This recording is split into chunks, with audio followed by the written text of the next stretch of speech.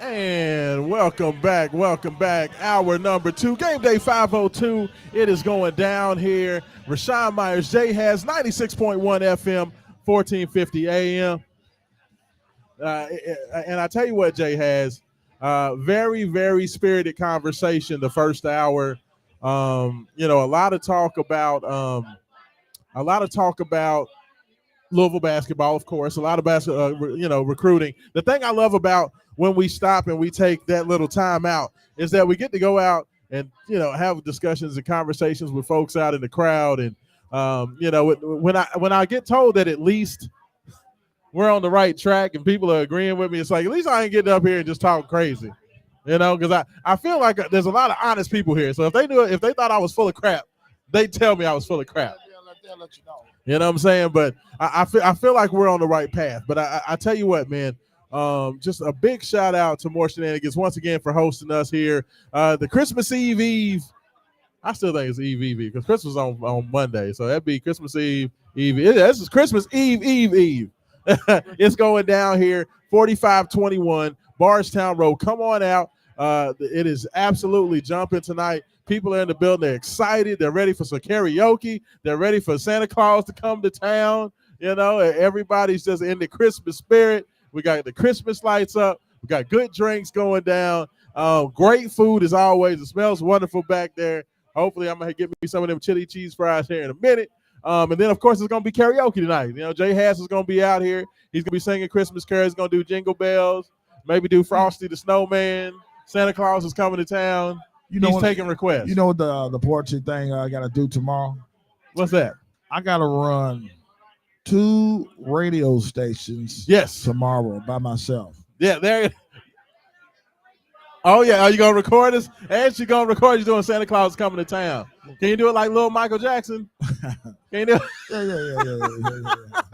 Yeah. That's an old German Shepherd, man. I remember the old German Shepherd dogs. Those are the kings of the dogs. Oh, yeah. Old German Shepherd. Man, no joke. Anyway, what I was saying about running 2 stations, I got to do it by myself. Actually, I'll be in the building by myself. Oh, really? Until 1 p.m. tomorrow. Heavy lifting, Jay Hash. Can you do it? I know. I've done it for years. I know you're the illustrious one. You've been doing this for a while. You know what I'm saying? I've done it for years. That's why you need your engineer to be there so he can see. Yes, absolutely. The dude who do the console. Anyway, man. Wake up 502 live at More Shenanigans. That's right. Rashawn Myers, the king of radio, 96 FM.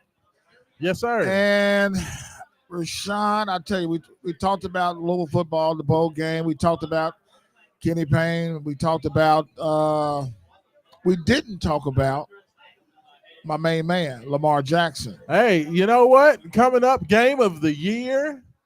Ravens taking on 49ers Christmas night. I will be watching that game in Miami, Florida, which makes it even so much better. You're going to rub it in. You know what I'm saying? I'm going to be down south. I'm going to be down in South Florida watching my son. He's got a basketball tournament down there, so we're going to be down there supporting him. But very, very excited for that. Both teams are 11-3. Oh, yeah. I'm telling you. Hey, I am so excited. Now, let me ask something Jay has. They're going on the road. Ravens are traveling to San Francisco. Yes, sir. Used to be, I don't know what the new stadium is called. It used to be Candlestick Park. Yeah. Remember back in the day when Joe Montana threw a touchdown, it was Candlestick. So, I don't know what it is. It's some company. They got to go past the bay. Yeah. All that water. Yeah. They got to go down by the bay. Claustrophobia. Down to the dock of the bay. Jay has might sing that too. But they'll be going down there. The Ravens are. And first of all, from what I've understood, Ravens are a 7.5 point dog in this game. Let's see. Let me check. ESPN bet right now has San Francisco as a 6-point favorite. Wow. 6-point favorite. Believe it or not, that is the second highest spread against Lamar Jackson in his career. For 2 teams that are both coming into this game at 11-3, the Baltimore Ravens are the best team in the AFC. Okay? They think this is possibly a Super Bowl preview. Some people think that the Baltimore Ravens are being disrespected. So let me ask you, Jay, Do you think the Ravens got a shot? I mean, I know Brock Purdy in San Francisco, they're the 800-pound gorilla, but Of course, they got a shot. you know, like, what are you thinking about this? Lamar about 10 points. Ooh, really? On the road. In the Bay. Hey, that would be a statement. The two teams with the two best records in the NFL going at it. Dog fight. I mean, that would be huge. That would absolutely be huge. Like, I'm very, very excited. I know the Ravens have come out, you know, they've had some injuries. Keaton Mitchell, their rookie running back that was just tearing it up, goes down with a knee injury, unfortunately, last week. Hated to see it. A very, very special, very explosive young player. But he goes down to the injury. You know, of course, they had already lost Mark Andrews several weeks ago. So the Ravens still, you know, have some injuries. But, you know, Lamar Jackson's still trying to figure out this new offense. Mike McDonald, you know, and the defense are kind of holding it down while they kind of work out the bugs on offense. But playing good football, man. Like, I think they can disrespect, honestly. I mean, they go out there, they dominate the Jacksonville Jaguars, win that game last week. I believe it was 26-7. Yes, sir. You know, they put that beat down on the Jaguars, and nobody wants to talk about it. Why they hate on Lamar so bad, Jay? You know how you know the reason why the people hate on people, man, and disrespect other people, man. Lamar Jackson, man, their disposition, man. I mean, the man's been on video games. The man's been an MVP. Yes, the man has jumped like Superman, and I mean, he's done so much, man. He does. Like, I just feel like somebody had asked a question the other day. They said, "Yes, sir. How come he doesn't read the playbooks?" What do you mean he doesn't read the playbooks? I said, man, he don't read the playbooks. How did he know what the hell to call? What call to call? Watergate 3, you know, stuff like that. You know what I'm saying? Well, you know, it was funny when they were playing Jacksonville last Sunday night on Sunday Night Football.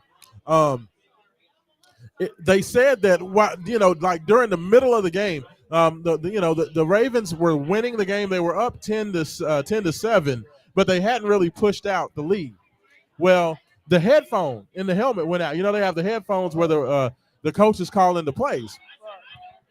The headphone went out. Okay, so at that point, Lamar couldn't communicate with the coaches on the sidelines. He was like, hell, I just started calling my own plays, and of course, the Ravens went on to score another 13 points in the second, or 17 points in the second half of that game, and ended up winning the game. And Lamar was literally calling all the plays. He was basically in the huddle, just kind of, you go there, we're gonna run this, that, and the third, and it worked out for him. So I mean, he's got to be, he's got to understand the playbook pretty well. He knows where plays work. I mean, with what's going on with Isaiah Likely, the young tight end that's taking over for Mark Andrews, the way he's playing, Zay Flowers, the way he's playing. I mean, these guys are getting it done.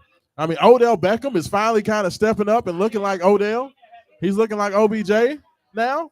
So I mean, hey, I'm sorry, like the Ravens, to me, of all the teams, I mean, even the 49ers have taken some lumps over the last several weeks. The Ravens are playing good football, man. I mean, honestly, the 3 games that they lost, they easily could have won all 3 of those games. They lost the early one to the Indianapolis Colts in overtime. They dropped a couple of other games that they probably shouldn't have lost. They lost one to Pittsburgh where they were winning. They've had double-figure leads in all those games that they've lost. So, I mean, I feel like they're just going to continue to hate on Lamar. They're mad he got his money. They're still mad because, everybody said he was going to be a bust as a quarterback. So I just feel like they're kind of hating on him a little bit, Yeah, that's a dancing football league. Lamar is probably one of the best athletes in the game, and they will win Christmas Day. Santa Claus, all I want is the Ravens win on Christmas. They're going to win. Can Santa Claus make that happen? Oh, Santa Claus will make it happen. Yeah. All that water and stuff, Alcatraz. All Lamar got to do is just throw the ball over Alcatraz, wake him up. Wake it on up. Right. I had a chance to tour Alcatraz, man, when I was over in San Francisco. Did you? Man. Yes, man. I really? said, how in the hell these men swim where on the other side? That's impossible. They must have. Yeah, ain't nobody escaping Alcatraz, bro.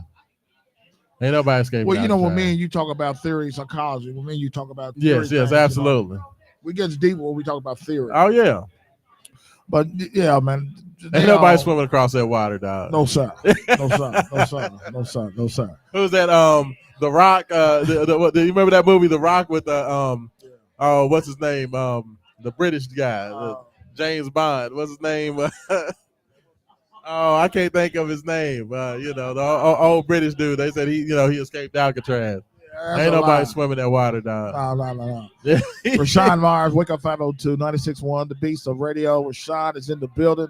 Yes, sir. We're here live at More Shenanigans for actually an annual toy drive for the last night as well, too. For less fortunate, for yourself, we're here live. 10:30, 10 o'clock, karaoke night? 10 o'clock. Karaoke gets going. 10 o'clock. So that's going to be coming up soon. That's going to be happening. And folks are going to be singing the night away. It's always a lot of energy. Talking about me singing, you singing. They got some good singers in here, man. You one of the best singers in the bars. That's what I'm hearing. I try to at least don't embarrass myself out there. No, that's it. You try to do your thing. Now. You try to do. But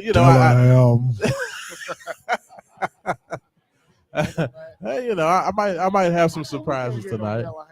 Huh? Boy, that Dillingham just got you all the way messed around, don't it? Hey, Rob Dillingham, I mean, he's a monster. He's a monster. But Jay has, Louisville will get one of those again one of these days. I mean, but Tyler Johnson ain't bad though. He ain't bad. He's quick. He's fast. That Robert Dillingham. Jay has been talking about Robert Dillingham since the show started. That Dillingham's on his spirit, y'all. That's on his soul.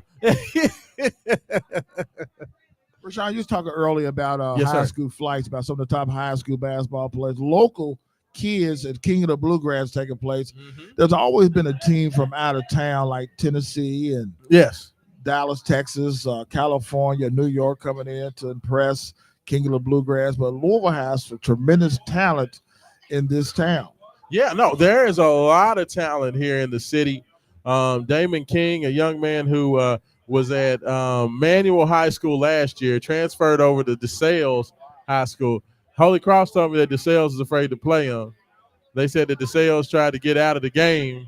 So if all my DeSales people out there watching, they said y'all scared. So I just want to let y'all know. But Damon King is one of the most talented young men in the city right now. There was another young man, Williams, I can't think of his first name, plays for Butler High School. Dayton Williams, that's his name. Another one, a tremendous talent, goes about 6'5", 6'6", can do everything from the wing, athletic, big, long, can handle. There is a lot of talent. You got a big kid, Precious, a big 7-foot freshman out there. He was at Ballard. He has decided he's going to transfer. I don't know where he's transferring to, maybe Doss. But he's another really talented player. There are some really good players here in the city. I think has Kenny looked at any of them? Kenny looked at any of them? I don't know if Kenny's looking at anybody. I don't know what Kenny's doing. Like Louisville, I haven't heard Louisville's name associated or linked with a recruit, literally, except for Carter Knox, who came for the visit. Outside of Carter Knox, he did come for the visit. When Louisville played against Pepperdine, he was in the building for the Pepperdine game. But outside of Carter Knox, I haven't heard Louisville associated with anybody. And I mean, Kenny Payne had the revelation. That was one of the interesting things that came out of the whole conversation. Kenny Payne said, you know what, y'all? I think I'm going to start recruiting the transfer portal. I need to get some older players in here that have been around the block a couple times because those guys have a chance to come in and play right away. It's like, pardon my French, no shit, Kenny. We done told you that you needed to get in the transfer portal for 2 years, and now it took you through midway through your second year to figure out that you need to recruit guys out of transfer portal. Well, no shit. Davion McKnight was a young man that wanted to come to Louisville, a former Mr. Basketball, was a standout star at Western Kentucky University, now playing at Xavier University up in Cincinnati, because Louisville just refused to recruit him. The young man wanted to. He literally reached out to the University of Louisville and asked to be recruited. A young man that could have helped Louisville out.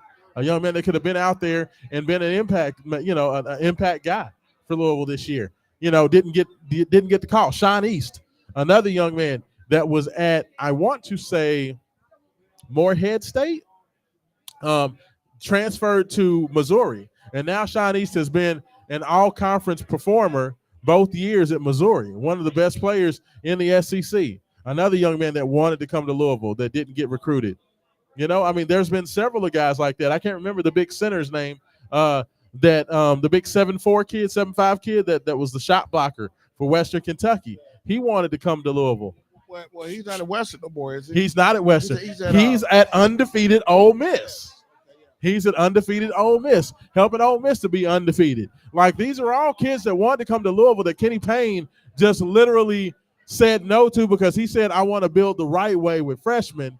And now that you're losing once again, now you're saying, oh, I need to go in the transfer portal.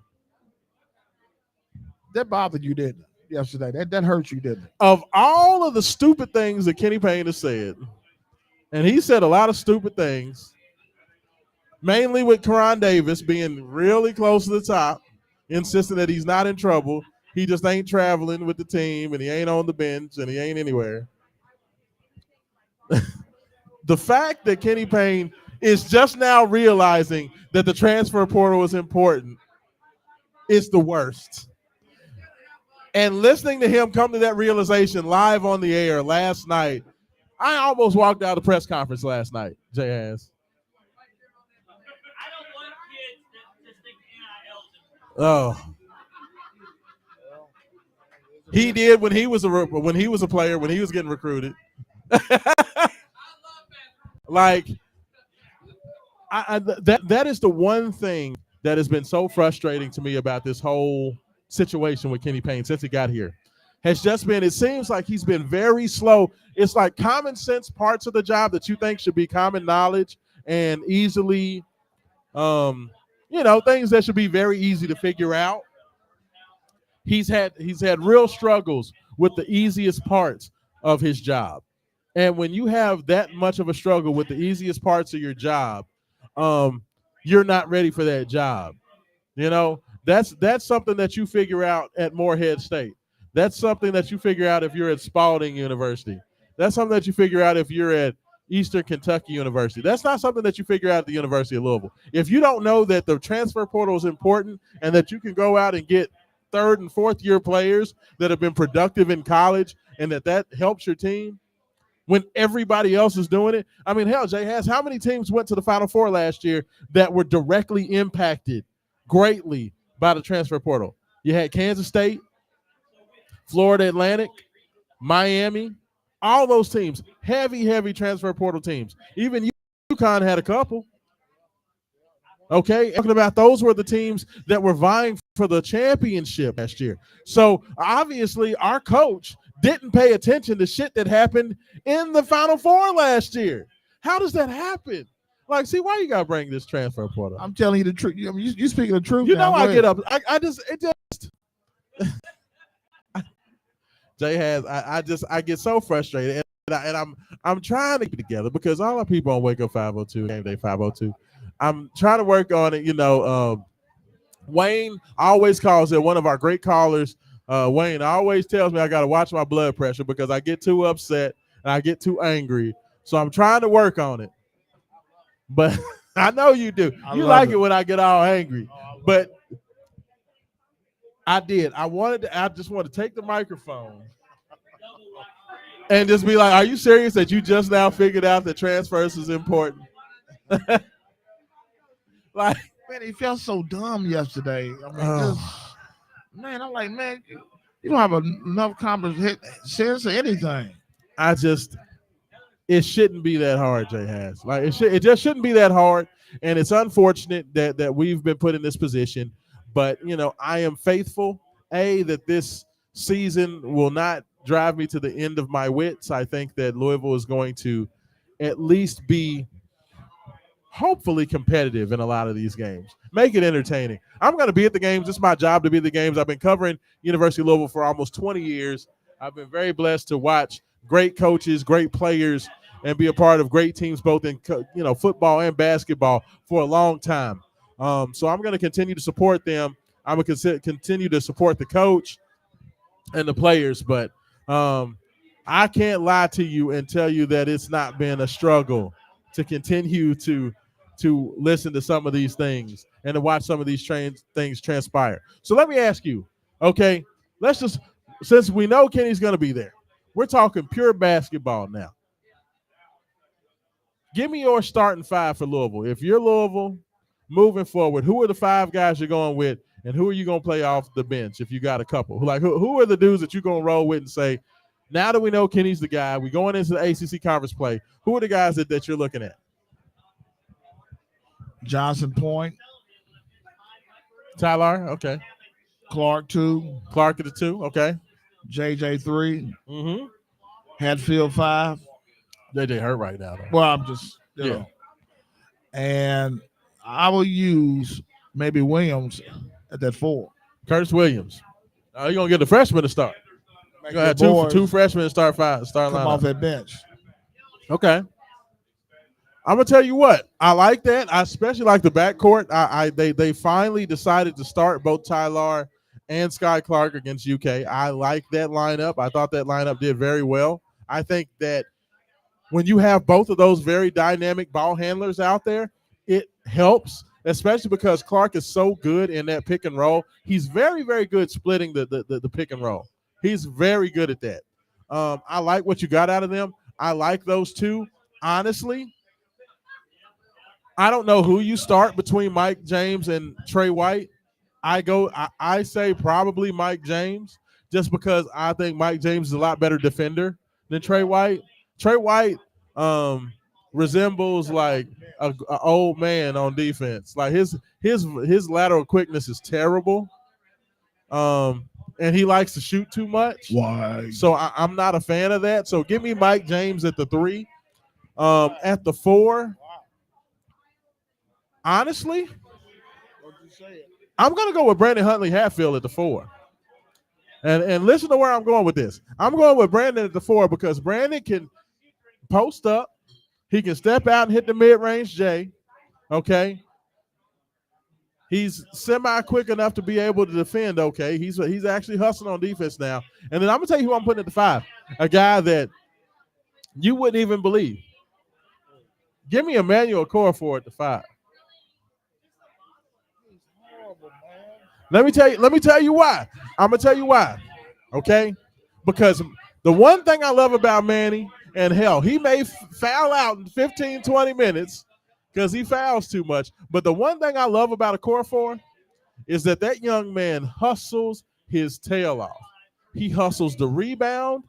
He hustles to defend. He tries to block every shot, and he runs the court hard. So if you can have Brandon's offense, and I can throw it to Brandon on the post on offense, and then I can have Manny's effort in defense. So you got on Manny D, as a and then you give me James, Tyler Johnson, and Sky Clark. I think that's your best 5. Wow. And I know why Kenny does not play that a lot, because Emmanuel, he's so raw and he's so young. Sometimes he makes some mistakes and gets out of position. But I think I like the effort. Yes. Like Mike James, effort guy. You know, Huntley Hatfield, you know, he used to be lazy. Now he's an effort guy. You give me a Okorafor, effort guy. Tyler Johnson, effort guy. That's 4 effort guys in the lineup, and Sky Clark, who's got the talent. You give me that 5, and I'm going to roll with it. Then I'm bringing Trey White off the bench. I'm bringing JJ off the bench. You know, when Dennis Evans is back, I can bring Dennis off the bench. I think that's a nice 8 right there, Jay. And you got Williams that you can bring off the bench with my group.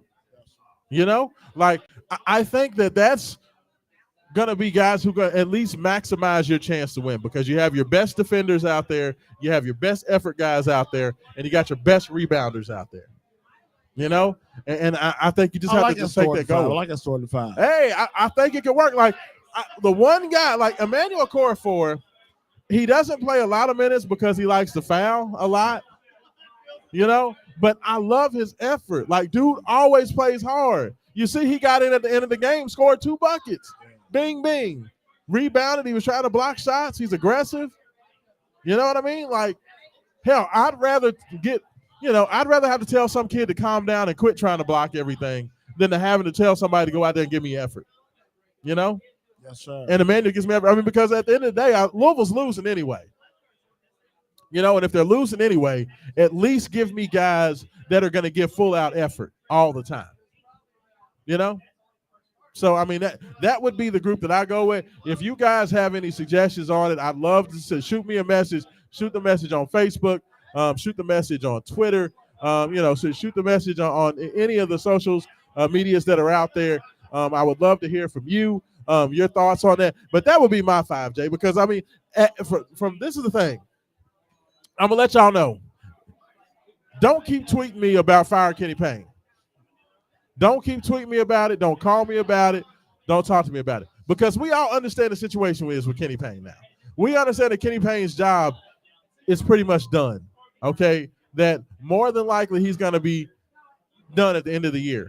So I don't need to really hear that anymore.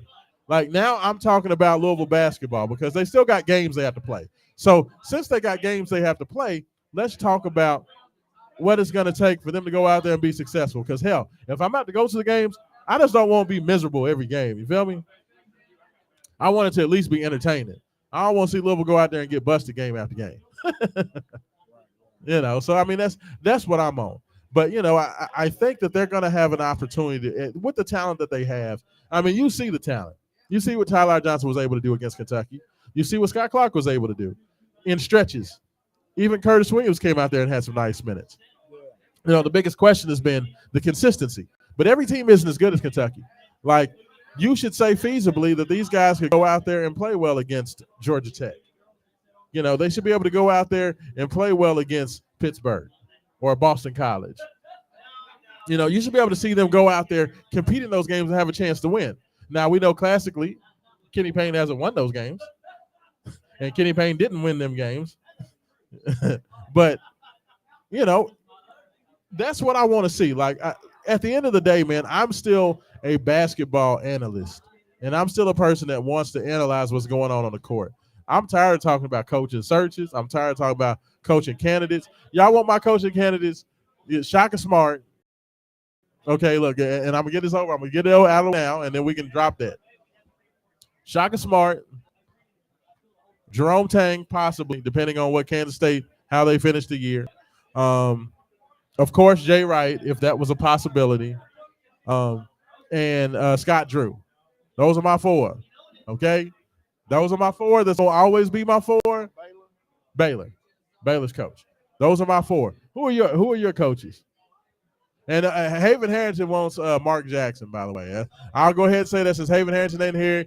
Haven Harrington always wants me to say Mark Jackson, so he wants Mark Jackson. What about you? It could be Jay Wright, Chris King, Ole Miss's Chris Beard. Yeah, Chris Beard. I like him. Jay Wright. Hey, let me ask you something about Chris Beard since you brought him up. Does it bother you the whole domestic abuse thing? Oh, we all make mistakes. We all done things. Okay, all right, that's fair enough. You done things, right? Oh, absolutely. You still got the microphone in your hand, right? Yeah. Okay. Yeah, absolutely. FCC said I'm fine Rashawn, and he's no longer on the radio. Yeah, and he's undefeated at Ole Miss. Yeah. Undefeated carries a whole lot. There's a lot of good young college basketball coaches out there. Yeah. Like I said, Rashawn, listen, we don't know what goes behind closed doors, who's conversating, who flew in, whoever commuted to Louisville, did commute to Louisville, whoever that made a phone call or whatever. It just sit back and wait. And we don't know who the AD got. Oh, yeah. No, there's potential. They said that we couldn't get Jeff Brom, but we got him. Yeah. Yeah. Oh, and I know that. I mean, let's be real with it. Like, if Louisville offered Chris Beard the opportunity, Chris Beard would run to Louisville. Like, I think with him, there's no doubt. Like, there was consideration when he took the job at Texas. He was considered the best young coach in the game. So I mean, I think that there's no doubt that guy can get it done. But it just remains to be seen if Louisville's going to go down that road because they have been big on the whole, we don't want the controversial hire. You know? Oh yeah. Oh Trenton Flowers. Trenton Flowers. No, and the gentleman just said, how smart is Trenton Flowers look taking that money and going to Australia? Hey, I agree. I personally think what happened with Trenton Flowers. I'm gonna tell y'all this, and I haven't said this on the air, but I'm gonna tell y'all my honest opinion of what happened with Trenton Flowers. Trenton Flowers came to Louisville early. Okay, he was here with Kenny Payne for about the first month. Okay, he got here first week in May, was there until the first week in June. Then, first week in June, Trenton Flowers left and went to Team USA camp. And at Team USA camp, he's being coached by Hall of Fame coaches. He's being coached by NBA coaches. He's being coached by the best in USA basketball. And I feel like Trenton Flowers took that coaching there, came back to Louisville, heard the coaching he was getting at Louisville, and said, yeah, no, I'm out. That's my personal honest opinion of it, Jay. Like, I haven't gotten this confirmed by anybody, but I feel like Trenton Flowers saw the level of coaching and level of detail he was getting with Team USA and saw that what was getting coached at Louisville was extremely substandard.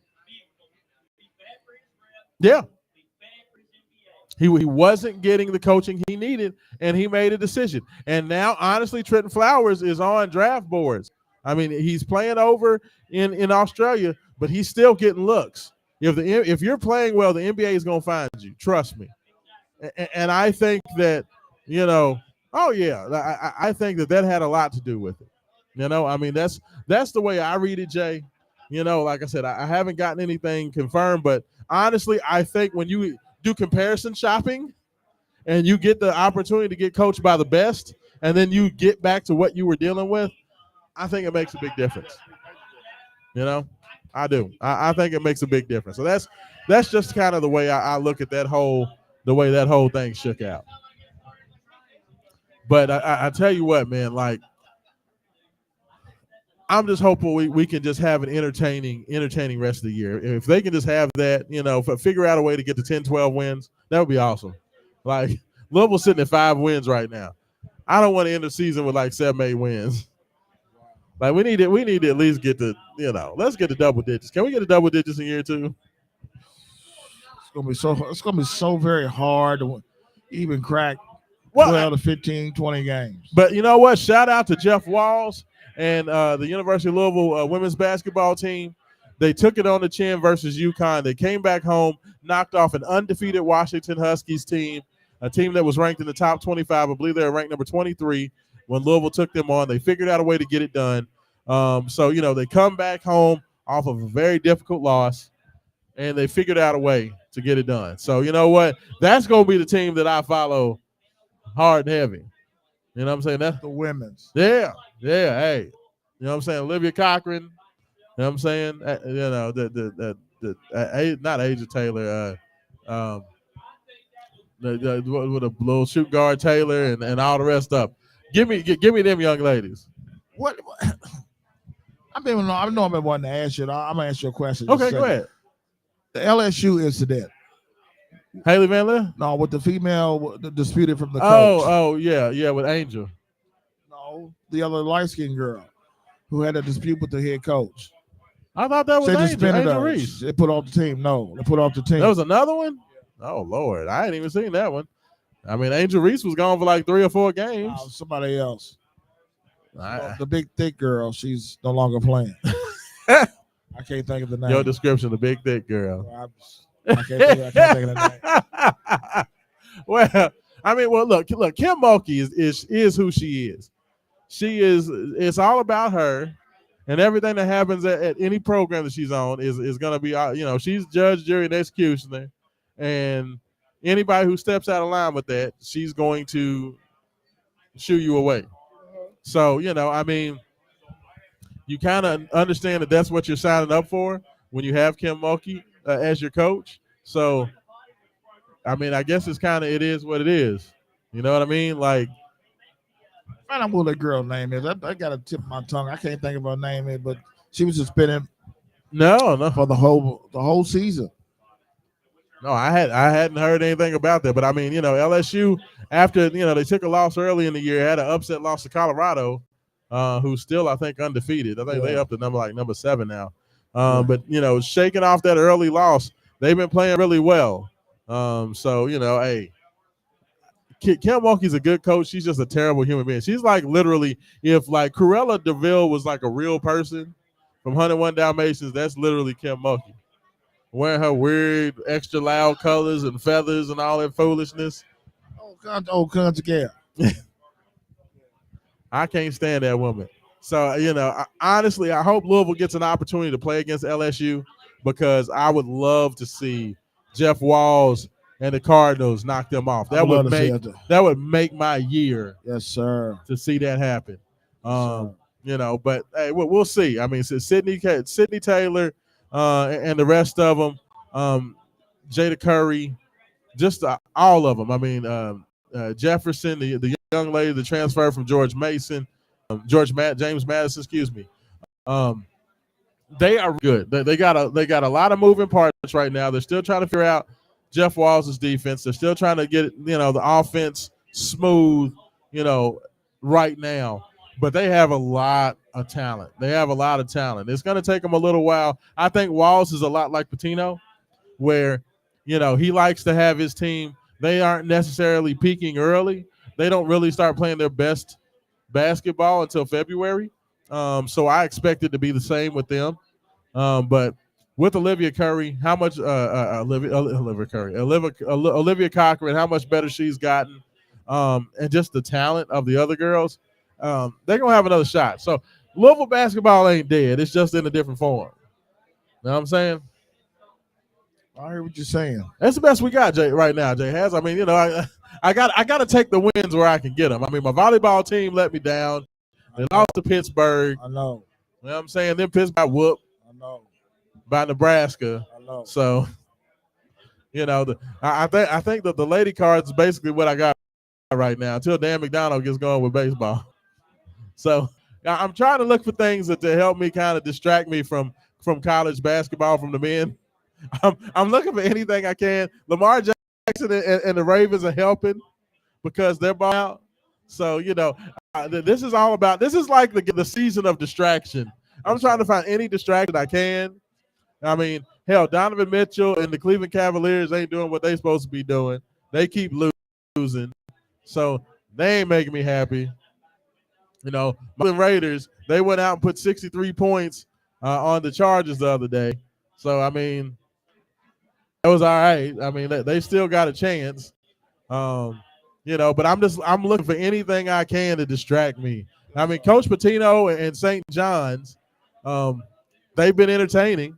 I think the St. John's is going to have a chance to be really, really good. They still can't play defense for shit, but offensively, they're very, very good. They got one of the best big men in college basketball, Soriano. So, I mean, I at least have other things that I can pay attention to. I mean, I'm glad Rick is back in college basketball. He's super entertaining. I love watching him. He was all right at Iona, but at Iona, you were only going to go so far. So the fact that he's back with St. John's and the fact that he's got real ball players now I got something to keep my eye on. I'm not going to go as far as some. Like, I know some people that have literally gone out there and gotten, like, St. John's gear. I ain't doing that. I love St. John's back in the day. I was, with the Chris Mullins and Ron Artest and, through the years, St. John's has always been a team that I enjoy watching, but I'm not going that far. But at this point, I am open to having surrogate teams. Besides, I ain't rooting for nobody else in the state. So, y'all can hang that up. But, if I need to adopt St. John's for a year, I will absolutely adopt St. John's for a year. I agree with you, man. I agree. What did you say to the people that said that bring Rick Pitino back? Somebody started that. I know. Started that little Twitter handle. That would never happen. Of course, you know that'll never happen. No. Woulda, coulda, wish, that realization, Coach Rick Pitino will never come back to coach University of Louisville. Never. They asked him about it. I can't remember who was interviewing him, but they asked Rick Pitino if he would ever look at coming back to Louisville. He was like, I love the city of Louisville. I love the fans. Hell no, I ain't going back there. He said, I'm either going to be coaching St. John's or I'm going to be retired. And I mean, that's fair. You know, I mean, he's back up in New York. He gets to play home games in Madison Square Garden. You know, he's living his dream right now. You know, and I love that for him. You know, I mean, Rick, I'm just glad he gets to finish it his way. I hated the way that it went down here. I hated the fact that he got fired before any due process was completed. You talked about the changes. And I want you to go, I know we only got about, 8-10 minutes left in the show, but you talked about what started this whole thing.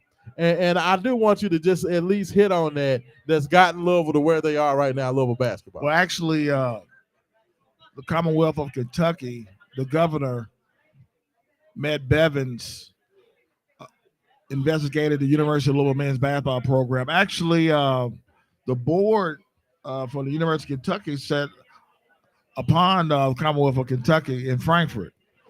And then it was basically a Kentucky Commonwealth board team. Yeah, at the governor's mansion. But anyway, but that's never happened in college basketball. No, Matt Bevin illegally replaced the whole board, and they came and said that it was illegal. That should have never happened. Exactly. Came and investigated, and handpicked his own people to be the board that ran the University of Louisville. Rick Pitino and Tom Judge out of Louisville. There you go. See, look. See, we have at least one supporter bring Rick Pitino back. That'll never and happen. Jurich. That'll never happen. He said, that's a perfect example. There we go. That's what I was talking about. But like honestly, like I agree with you. Like Matt Bevin, everything he did, it took him a while. It took a while for everything to kind of shake out with that. But when you were talking about that when we got together earlier, everything, all that little piddling here and there and all of the influence Matt Bevins, to kind of destabilize the University of Louisville. They did a good job at it. We are absolutely seeing, they put two of the top. We're seeing the aftermath of it now. Of course. And it's tough. It's unfortunate. Marissa's in the house. Yeah. She's bringing potatoes and hey, Marissa, I promised the people you sang in 3 songs tonight. I told you you was going to do your thing. Like so they got expectations now. Like a ham and turkey pan. Julian. But no, I hate to think back on it, but absolutely you're right. And that's never happened, Rashawn, in college basketball or football. It's unfortunate. You had probably the best athletic director in all of college athletics, Tom Judge, and one of the 2 or 3 greatest coaches in college basketball, Rick Pitino. And in one fell swoop, you got rid of all those guys. Yes, sir. Was Jurich difficult to work with? So you know how to say it. Had I gotten threatened by University of Louisville sometimes? Yeah. You know what they try to say? You got one team up 64. You got one up 64 East and one here in Louisville. So they wanted to make Kentucky one of the dominant Commonwealth basketball programs in the country. They had lost footing on, Louisville was basically running college athletics in the state. And they couldn't let that stand. But let's be a reminder, Rashawn, of the main objective of his whole investigation. Yes, sir. Was money. Yeah. The revenue of Louisville basketball. There it is, revenue and wins. No, they had everything. They did. I mean, it was about prestige. It was about power. It was about influence. It was about all those things, Yes, sir. It's like the government controlling the American people. So, I mean, at this point, yes, I mean, that's what got it started, and that's where we're going to have to start that rebuilding effort. And I honestly think that rebuilding effort has already started because you have Jeff Brom. When you're good at football, that changes a lot of stuff in the power dynamic. Yes, sir. And the fact that Jeff Brom has Louisville football back and in a position to where, Louisville's playing from a position of power. If there's a restructuring, if Florida State figures out a way to sue their way out of the big, out of the ACC, which they started the lawsuit today. I don't think it's necessarily going to work, but they're going to try. But even if that does happen, let's say Florida State does find their way out of the ACC. If that happens, I believe that Louisville is in a much better position now to be able to, be one of the teams that dominate, are picked up, they're not going to be left out of the dance. So that's why Jeff Brom coming back and doing what he did in year one, making an ACC championship game, being the hottest team in college football right now is huge. Yes, That's sir. huge. So, now we just got to get the basketball worked out. They got to figure out a way to get basketball back, and that's how you continue this rebuilding. I like Josh Hurd. He's a smart young dude. He's savvy. He's business savvy. He understands finances. I like him. They'll get it together. But he's just got to get the basketball coach right. They will. Whether it be Chris Beard, whether it be Shaka Smart, whether it be Jay Wright, whoever. He's just got to get the. I would love to see Jay Wright come off the bench, but a lot of people say Jay Wright's happy, doing television. So I don't know. We'll see. But, I tell you what, Jay, man. My name is Jay Hass. It's been a pleasure. It has been an absolute pleasure. Merry Christmas. Man, look, make sure you guys come out. We got karaoke starting in about 30 minutes, 4521 Bardstown Road, more Shenanigans. We're still taking your unwrapped toys for less fortunate in the city of Louisville. Yes. So definitely still collecting those until karaoke gets done. So come out, say what's up to us. We'll be here. Jay Hass is singing Christmas carols. You know what I'm saying? Yeah. He's going to do Frosty the Snowman to get it kicked off tonight. Or whatever that was. But it's going down, man. I appreciate you guys. Rashawn Myers, 96.1 Jay FM. Hass, Make Merry sure Christmas. You check me out every Saturday morning, 96.1 FM. From 9 to 11 a.m. Every Saturday, we come to your airwaves. We will not have a show tomorrow for the Christmas weekend, but we will be back live the following Saturday morning. We'll be discussing the breakdown of Louisville USC. We will also continue to talk about what needs to happen for UofL basketball to get back on the right track, and hopefully a win for the Ravens over the San Francisco 49ers on Christmas night. Yes, sir. Because let me tell you something. Whoever wins that game on Monday night will be the Super Bowl favorites. And probably you're going to get your MVP winner out of that game. Yes, sir. If Lamar Jackson can find a way to just do his thing one more time, he might be a 2-time MVP, y'all. But for Jay Hass, this is Rashawn Myers saying, without struggle, there is no progress. Peace. Deli Helm.